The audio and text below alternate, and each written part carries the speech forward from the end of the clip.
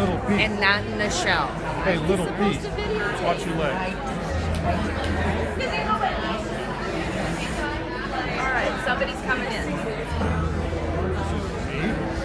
I don't know. I don't have my glasses on. No, it's We're starting. I believe it's his sisters.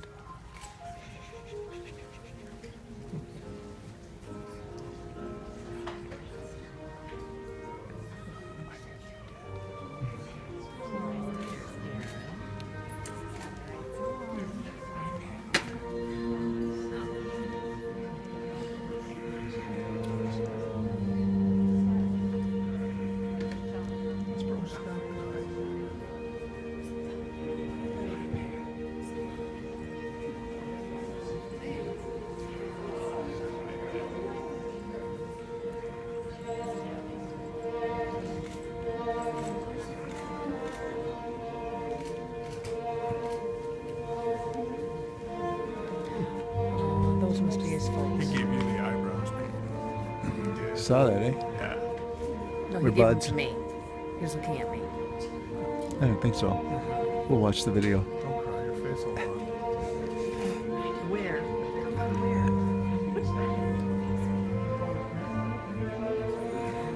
Mint? Don't cry. No, it's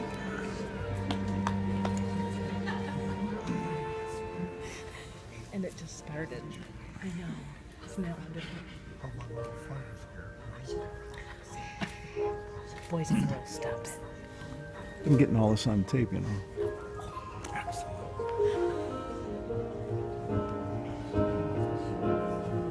Oh, here comes Sandy.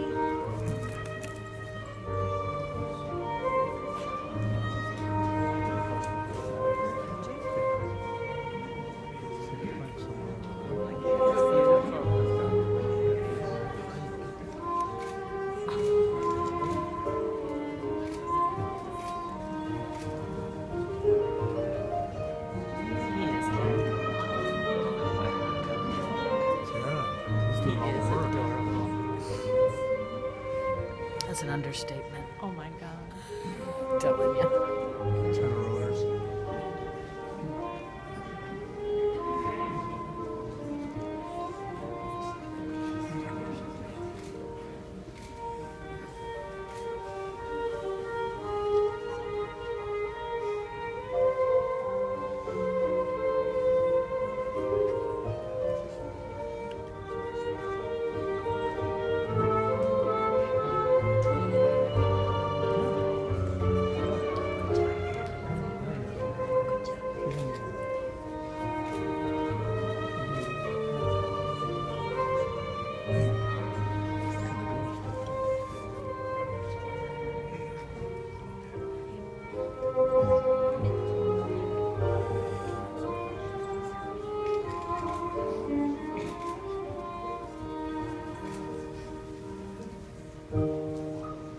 She's so sweet. Our girls are so beautiful. Choose a button.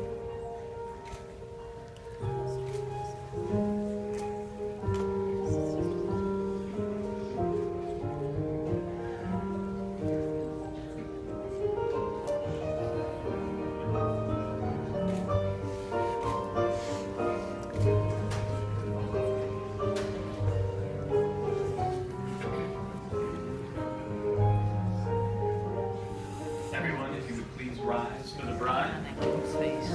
Yes, sir. Space. I can't. No.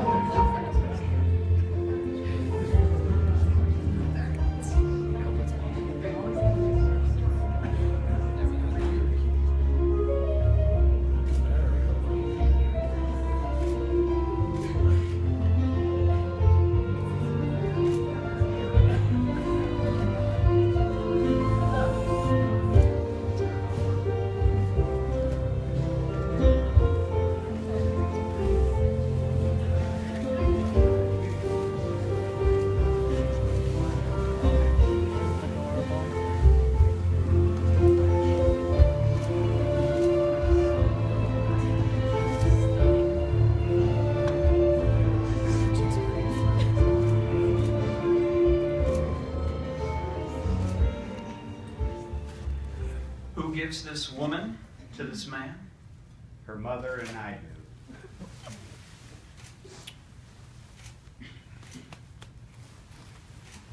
You may be seated.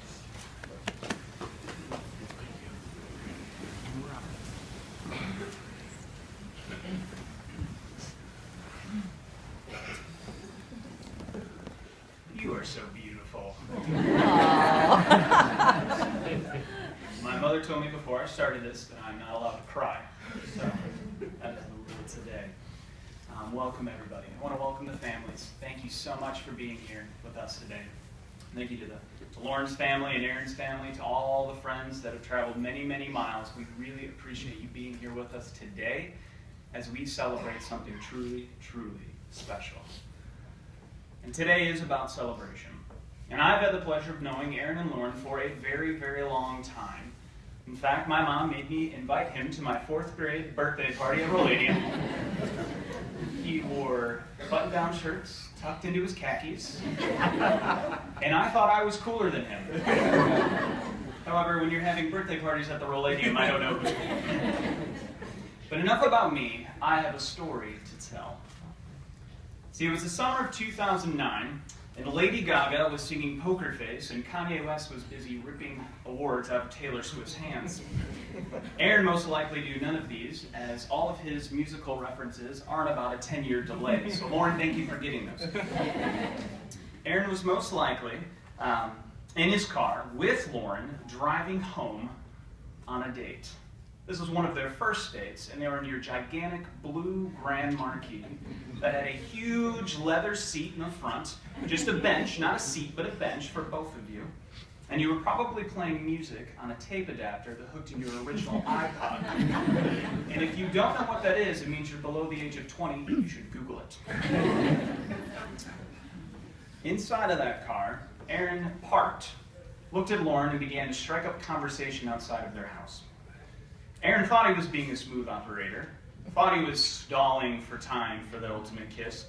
And in my mind, I imagined he had played a Dave Matthews song, the song Steady As You Go. And I imagined him kind of singing the first line that goes, I walk halfway around the world just to sit down by your side. And I would do most anything, girl, to be the apple of your eye. And Aaron smiled slyly at Lauren, reached over that super long seat, and gave her a kiss. Okay, well, the last part actually didn't happen because you were too chicken to kiss her. And she had to yell out, okay, are you going to kiss me or what? And this is what makes the two of you so irresistible. The laughter we're all sharing right now, that we're experiencing together, the realness of your relationship, the genuineness of your love, that's what draws people to you. So what makes people irresistible? Simply put, love. More particularly put, sacrificial love. The prophet Dave Matthews said in his song, Steady As You Go, if your heart rings dry, my love, I will fill your cup. And if your load gets heavy, girl, I will lift you up. What makes people irresistible isn't being happy in the great times. It's being a team in the bad times. It's about selflessness. And irresistibility and selflessness go hand in hand. And watching you two be selfless together has brought me much joy. I remember being at weddings with you, dancing like idiots on the dance floor, as we will in a few minutes. I also remember going to parties with you guys, and just, you're always so concerned about what other people, how are they having fun? Are we all having fun as a group, not what do other people think? Trust me, you guys are weird, so you really don't care. But your selflessness to each other is what's drawn you together. Aaron, Lauren waited a long time for you to figure out how many nights of softball you wanted to play. And also only eating food items that consist of bread, cheese, and sauce. Lauren, Aaron being long distance with you for 2.5 years, visiting Central's many a nights, and also supporting you through vet tech school. That was incredible. And see, the opposite of love isn't hate. The opposite of love is selfishness. Loving yourself for something more than others. See, selfishness creates voids in our relationships, creates voids in other people. And it happens when we elevate ourselves above them. Selfishness causes insecurity, causes pain and suffering. Selfishness is the cause of most of our flaws. And this is exactly how it is with God. Our own selfishness creates void in others, and it creates a void with God. Every single one of us knows, Aaron, you can be a little selfish. If you ever ask him if he's hungry after he's already eaten pizza, and you offer more pizza, he will say yes. And Lauren, we all know that you'll choose an animal over a person. And I struggle with this too because puppies are really cute. And God tells us that he wants us to choose to love others. So why all this talk about selflessness and irresistible love? Because it's what makes a great marriage, and it's what you two have already started to create. Quoted Mr. Dave earlier, but I think we should go to an additional source of irresistible love as well. Let's look at what the Apostle Paul says in the Bible. He writes this letter to Christians, and he talks about what love and how love should encapsulate everything they do. Let's hear what he has to say. If I could speak all the languages of the earth and of angels, but I didn't love others, I would only be a noisy gong or a clanging cymbal. If I had the gift of prophecy and I understood all of God's secret plans and possessed all knowledge, and if I had such a faith that I could move mountains, but didn't love others, I would be nothing. If I gave everything I have to the poor and even sacrificed my body, I could boast about it, sure. But if I didn't love others, I would have gained nothing. Love is patient and kind. Love is not jealous or boastful or proud or rude. And it does not demand its own way. It is not irritable, keeps no record of being wronged, does not rejoice about injustice, but rejoices whenever the truth wins out. Love never gives up. It never loses faith. It is always hopeful and endures through every circumstance. Lauren, it never occurred to me that it was a big deal at the time, but when you invited Aaron to Sid's wedding. For those of you who don't know, Sid's is a close-knit family week. I mean, it's inescapable. There's family everywhere. And I remember Aaron telling me about how a softball tournament got shifted around. He had some time, and Lauren had invited him. And he said, sure, I'll go. And I remember talking about it, and at the time it didn't click to me how much that meant to Lauren. And Lauren, you have always hoped. You've always been hopeful in him. And that's what the Apostle Paul says a love is. Aaron, you have celebrated and supported Lauren's desire to pursue the many years of school that she's completed, her dream to work with animals. And we have talked, and I remember talking to you, you guys were about 3 or 4 years in, and we were talking about jobs and her biology courses, and I remember you saying, you know what, she got a job for a zoo, somewhere crazy, maybe go to Cincinnati, somewhere crazy. You would go, and you would move with her to support her in her dream. And Aaron, you rejoice in her dreams, and you never lose faith in her. And God's love is the same. When the two of you come to the end of yourselves, and you will, know that God's love will be right there, and be patient and kind with you as you weather the storms. I was praying about this morning, and I wanted to add in just a little segment because God had kind of put it on my heart. But I was thinking this morning about Jesus' first miracle. The guy turned water into wine. I mean, come on, that's a pretty good one, right? But it was at a wedding. It was at a wedding. He was sitting at a table, and Mary came up to Jesus and said, hey, we're out of wine. What do we do? So Jesus did this. He turned the water into the wine, and the best part about this is the master of ceremonies comes up and he says, people usually save the good wine to last. When everyone's drunk, right? That's when you would serve the last wine. But you save the best for last. Jesus turned these empty water jars, these water jars with water into wine. He filled them up. And when you two are going through storms, the very same Jesus will fill you up and fill your love and fill your cup. And see, we all, and I think Dave Matthews would also agree, when the storm comes, you shelter me, and I don't say a word, and you know exactly what I mean. In the darkest times, you shine on me, you set me free, and keep me steady as we go. Aaron, your love, like what Paul talks about, a little bit like Dave, but your love like Paul talks about, right? That sets her free. And Lauren, your love, like what Dave and Paul talk about, because truth is truth, right? Your love shelters him from every storm. And see, ultimately your life is not about you anymore. Aaron, it's not about you. Lauren, it's not about you. These guys here are not just your wedding party. These guys here are your witnesses. Your family here is your witnesses that we want to make sure that this relationship is about you. And Lauren, your wedding party here and your family here, we are all witnesses. And we're here to support you. And when it gets hard and when it's tough, I want to remind you that it's about you, right? Because it's not about individually us. It's about us. Well, not me and you guys. Just you guys. But it's about us. But it's about you as a couple. And why do we live like this? We live like this because it's the only way to find unshakable joy. It's the only way to have a successful marriage. And the beauty of it is when you two do that for each other, it builds a great place for kids. It builds a great place for your friends and your families. They will be attracted and drawn to you in the future because of that irresistible love that you already have. And so I think the Apostle Paul and Dave Matthews would agree with this final statement. No troubles, they may come and go, but good times, they're the gold.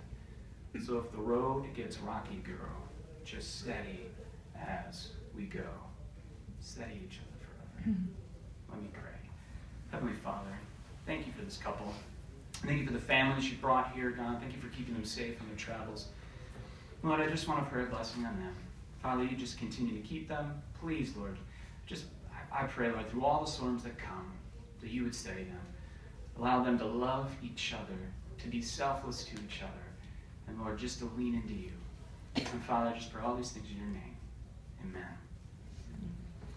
Now I would love to do some personal vows. I want to hear from you two specifically. I probably should give you yours. Right?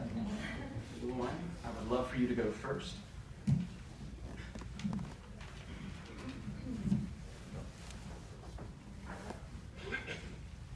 To quote Modern Family, there are dreamers and there are realists in this world. You'd think the dreamers would find the dreamers, and the realists would find the realists. But more often than not, the opposite is true. You see, the dreamers need the realists to keep them from soaring too close to the sun. And the realists, well, without the dreamers, they might not ever get their feet off the ground. Aaron, you are my dreamer. You always tell me everything will be okay, and it will work it out. It'll work itself out, even when you don't know that that's true. You see the good in people. You have an optimistic innocence in the way that you view the world, and I appreciate that. And it draws me to you. You truly are my better half. You balance out my realism and my skepticism. I could stand in front of you today and promise our fairy tale Disney dream life, but I can't lie to you and all of these people. I can't promise every day will be filled with blissful magic, but these are the promises I can make you. I promise to love you every day, even when we don't like each other. I promise to support you every day, even through the endless softball season. I promise to be honest with you, even when it's uncomfortable. I promise to be there for you. I promise to respect you. I promise to be faithful to you. I promise I will frustrate and annoy you. I promise to challenge you to be a better person. And I promise to keep you on your toes every day. These are the promises you have always kept for me, and I promise to keep them for you.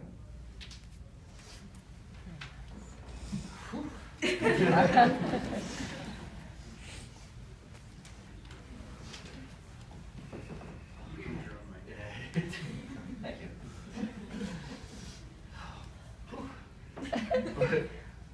When we met at the beach for the very first time, I didn't know that the person we were practicing CPR on was going to be my future wife.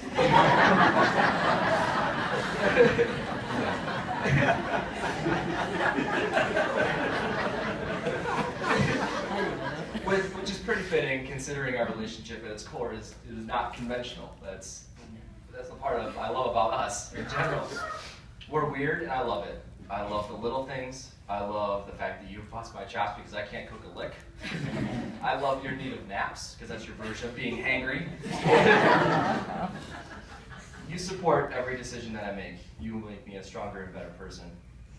I love that you're secretly sentimental. Cat's out of the bag now. Sorry. I love that you probably love your cat brother more than me, which I can respect. Because you know I love pizza more than you love brother. So it really is pretty even.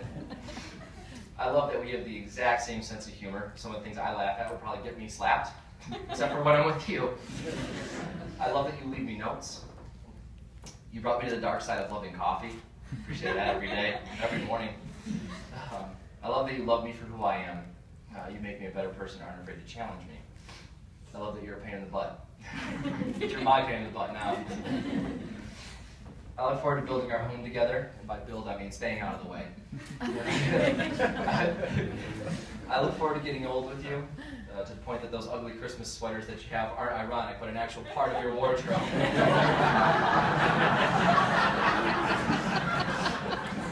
I look forward to trips, experiences, projects, laughter, heartbreak, struggle, all that stuff, and of course our yearly Dave Matthews concert, our prophet as it were.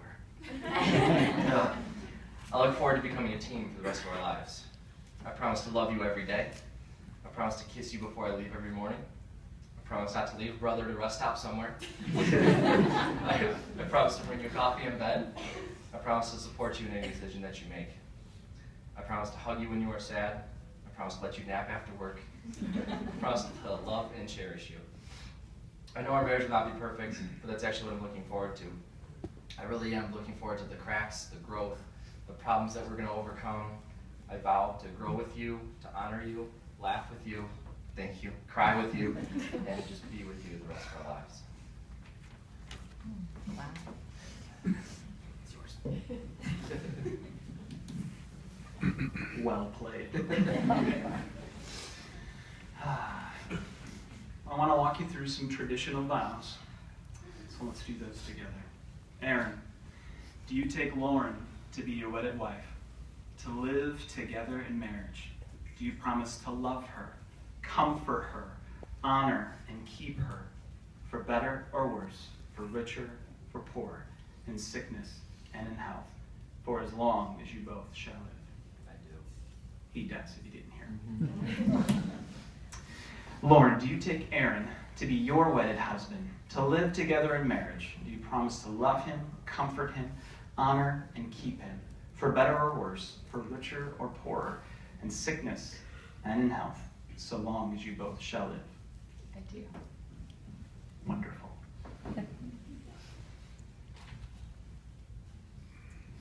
All right, kind sir, it's time where you give me those rings.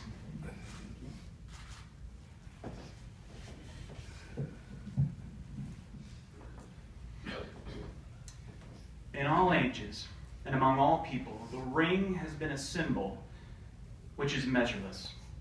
Therefore, these rings in this holy hour symbolize the measureless and boundless love Lauren and Aaron have for one another. Aaron, take that one. Please place this ring on your bride's finger and repeat after me.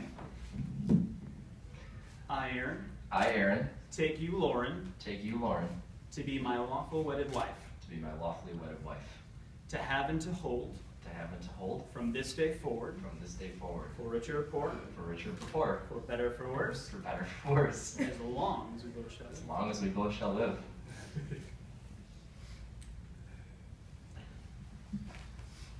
Lauren, place this. Are you already there? Good, you beat me to it. Repeat after me. I, Lauren. I, Lauren, Take you, Aaron. take you, Aaron, To be my wedded husband. to be my wedded husband, To have and to hold. to have and to hold, From this day forward. from this day For forward, richer for poor. for richer, for poor, For better for worse. for better, for worse, As long as we both shall live. as long as we both shall live. And in accordance with the law in the state of Michigan, before God and these witnesses, I pronounce you husband and wife. What God has joined together, let no one dare separate. You may kiss the bride.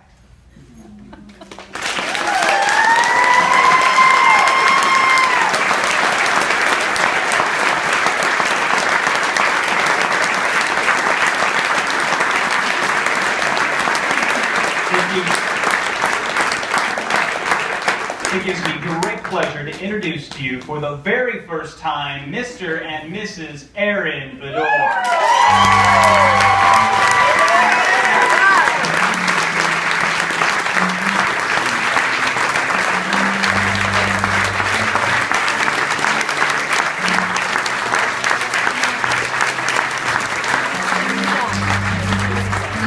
That was beautiful.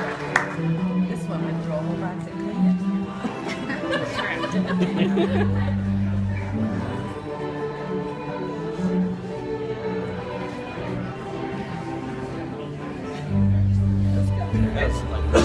Smile for the camera up here, pal.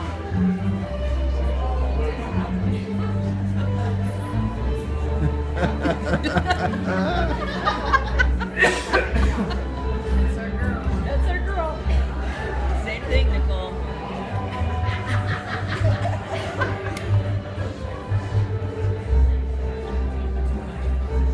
That was great. That was very nice. Very nice done. I am dismissing you first, the Burns family. Yay! Nice, Lars. Yay! Something. Good.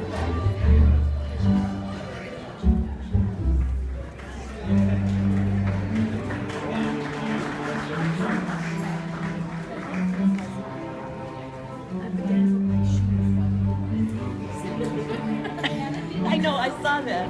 I saw that.